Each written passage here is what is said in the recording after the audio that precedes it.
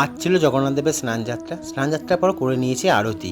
প্রথমে পঞ্চপ্রদীপ দিয়ে আরতি করেছি, তারপরে হচ্ছে কর্পূর দিয়ে আরতি। আসলে আরতির নিয়মটা এরমভাবেই হয়। কর্পূরের পর তারপরে নিতে হয় হচ্ছে জলশঙ্খ। জলশঙ্খ দিয়ে আরতি করতে হয় প্রভুর। জলশঙ্খ দিয়ে আরতি করার পরে নিতে হবে বস্ত্র।